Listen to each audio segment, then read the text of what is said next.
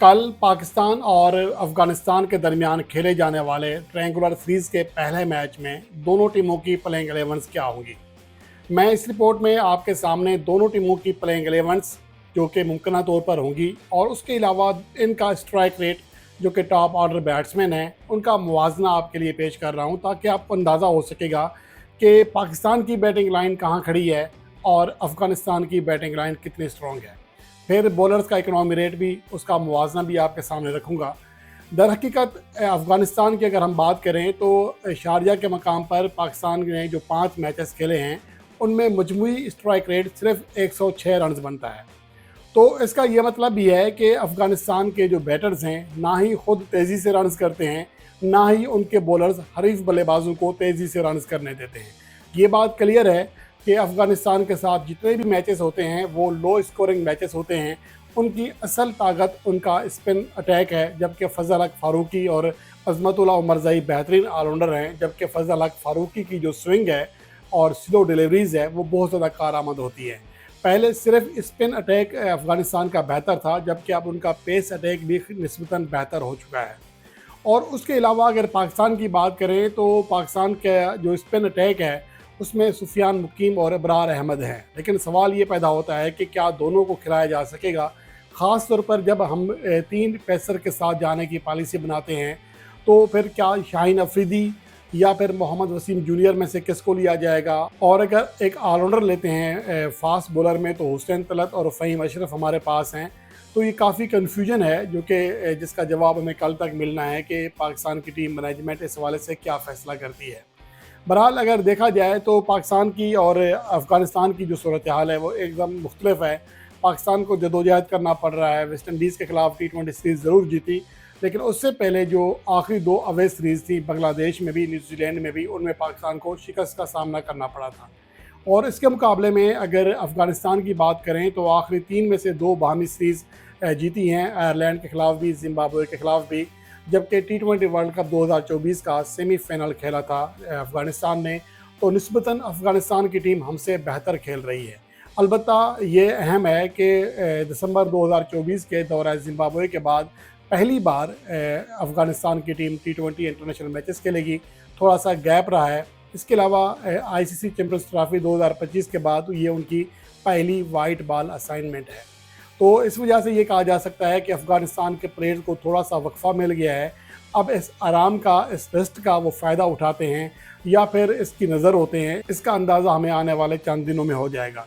बहरहाल प्लेइंग 11 की जानिब आते हैं तो एक तो ये कि Ibrahim Zadran T20 world cup 2024 के बाद पहली बार T20 टीम में आ रहे हैं। उसकी वजह ये है कि शारजा की जो कंडीशंस हैं इस बात की डिमांडिंग है कि तकनीकी तौर पर एक साउंड बैट्समैन उन्हें टॉप ऑर्डर में दरकार है, ताकि अगर बाकी प्लेयर्स की विकेटें जल्दी गिरती हैं तो कम से कम एक ऐसा बैटर हो जो कि इनिंग्स को आगे ले जा सके। तो इस वजह से इब्राहिम ज़दरान की वापसी हुई है।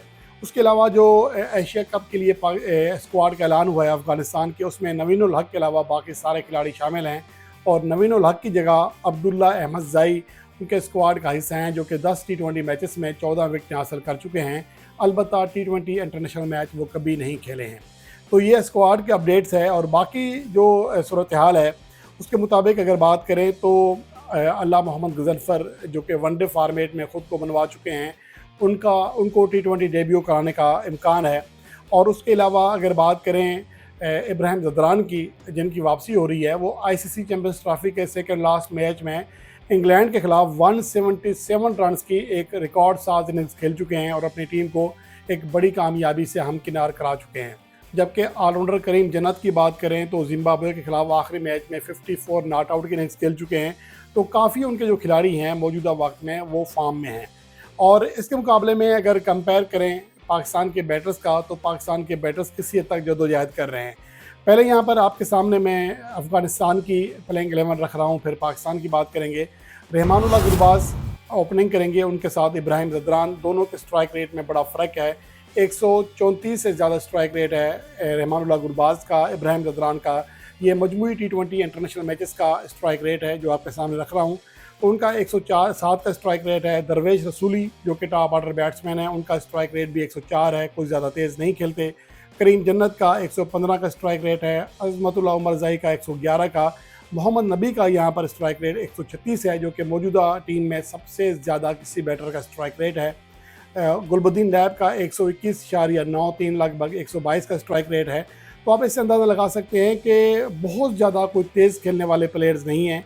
रहमानुल्लाह गुरबाज और मोहम्मद नबी के अलावा बाकी जो बैटर्स हैं वो जदोजहद करते हैं, वो तेज़ी से रन्स नहीं कर पाते हैं। और उसकी एक वजह यह भी होती है कि जब वो बैटिंग कर रहे होते हैं तो उन्हें ख़ास तौर पर जब टारगेट चेस कर रहे होते हैं तो बड़ा टारगेट चेस नहीं करना होता, तो इस वजह से भी उनका स्ट्राइक रेट कम है। बॉलर्स में राशिद खान का जो, बल्कि तमाम बॉलर्स का जो इकनॉमी रेट है वो 7 रन फ़ी ओवर से नीचे है। राशिद खान ने 6.08, नूर अहमद ने 6.94, जबकि फजल हक फारूकी ने 6.70 के इकनॉमी रेट से रन दिए हैं। तो ये आपके सामने, इनमें अल्लाह मोहम्मद गजनफर ने अभी कोई मैच नहीं खेला। तो ये जो उनकी प्लेइंग 11 बनती है, जिसमें रहमानुल्लाह गुरबाज, इब्राहिम ज़दरान ओपनिंग करेंगे, तीसरे नंबर पर दरवेश रसूली, फिर करीम जन्नत, अज़मतुल्लाह उमरज़ई 5वें नंबर पर, मोहम्मद नबी 6, गुलबद्दीन नैब 7वें नंबर पर, जिसके बाद राशिद खान जो कि बैटिंग भी कर लेते हैं, उन्हें हमने बॉलर्स में काउंट किया है। उसके अलावा नूर अहमद, अल्लाह मोहम्मद गजनफर और फजल हक फारूकी, ये उनकी प्लेइंग 11 बनती है। खासी तगड़ी प्लेइंग 11 है। इसके मुकाबले में पाकिस्तान की बात करें तो शाहजादा फरहान और साइम अयूब अगर ओपनिंग करते हैं, आप इनके स्ट्राइक रेट देख सकते हैं। 127 का स्ट्राइक रेट शाहजादा फरहान का है, 137 का साइम अयूब का है, मोहम्मद हारिस का 144 का है, फ़खर जमान का 132 से कम स्ट्राइक रेट है, वो चौथे नंबर पर बैटिंग करेंगे। हसन नवाज़ 5वें नंबर पर, 175 उनका स्ट्राइक रेट है। सलमान अली आगा 115 का स्ट्राइक रेट है। और फ़हीम अशरफ को अगर एज ए ऑलराउंडर खिलाया जाता है कंडीशन के अतबार से तीसरे पेसर के तौर पर, तो उनका स्ट्राइक रेट 133 है। जैसा कि आप देख सकते हैं कि पाकिस्तान के टॉप ऑर्डर में या टॉप 7 बल्लेबाजों में सिर्फ कैप्टन सलमान अली आगा का जो स्ट्राइक रेट है 116 से नीचे है, बाकी सभी का स्ट्राइक रेट इससे ऊपर है। तो ये एक अच्छा साइन है, ख़ासतौर पर शाहजादा फरहान, जिनका शुरू में कैरियर ज़्यादा बेहतर नहीं रहा था, लेकिन जब से उन्हें दोबारा मौका मिला है वो ख़ुद को मनवाने में कामयाब हो रहे हैं। साइम अयूब को थोड़ी सी जदोजहद का सामना करना पड़ा, लेकिन वेस्ट इंडीज़ के खिलाफ जो गुज़श्ता T20 सीरीज़ के लिए है उसमें 2 50 स्कोर करने के बाद उनका एतमाद किसी हद तक बहाल हो चुका होगा। अलबत्ता फ़खर जमान के ऊपर थोड़ा सा प्रेशर होगा कि आखिरी 10 इनिंग्स में उनसे कोई बड़ा स्कोर नहीं बनाया गया T20 इंटरनेशनल मैचेस में, तो वो मुझे लगता है कि उन्हें चौथे नंबर पर बैटिंग करना चाहिए, क्योंकि टॉप 3 पोजीशन पर वो मुसलसल फेल हो रहे हैं। उसके बाद पाकिस्तान की अगर बॉलर्स की बात करें तो मोहम्मद नवाज़ ने भी 7 रन फ़ी ओवर से ज़्यादा रन दिए हैं, मोहम्मद वसीम जूनियर ने भी। लेकिन मुझे लगता है कि मोहम्मद वसीम जूनियर के बजाय पाकिस्तान के जो सिलेक्टर्स हैं, टीम मैनेजमेंट है, वो शाहीन अफरीदी के साथ जाना चाहेगी, लेकिन मुझे लगता है कि मोहम्मद वसीम जूनियर के साथ जाना चाहिए। उसके अलावा सुफियान मुकीम को लाजमी हिस्सा होना चाहिए। उनका जो इकनॉमी रेट है बड़ा शानदार है, गेंदों से कम रन दिए हुए हैं। सलमान मिर्ज़ा ने गेंदों से कम रन दिए हुए हैं। दौरा बांग्लादेश उनकी पहली सीरीज़ थी, वहाँ पर वो मुतासर करने में कामयाब रहे थे। तो जो पाकिस्तान की प्लेइंग 11 बनती है, इसमें टॉप 6 पोजीशन तो क्लियर हैं, इसमें कोई चेंज नहीं है। अलबत्ता ऑलराउंडर्स में और बॉलर्स में कोई चेंज हो सकता है, जैसा कि हारिस रऊफ़ को और शाहीन अफरीदी को साथ खिलाने के लिए मोहम्मद वसीम जूनियर और फ़हीम अशरफ को ड्रॉप किया जा सकता है, जो मैंने टीम दी है। लेकिन मुझे लगता है कि क्योंकि ये दोनों बॉलर जदोजहद कर रहे हैं, शाहीन अफरीदी भी जदोजहद कर रहे हैं, तो उनके बजाय इन प्लेयर के साथ मैदान में उतरना चाहिए। इसके हवाले से आपकी क्या राय है, आप कमेंट सेक्शन में उसका इज़हार कर सकते हैं।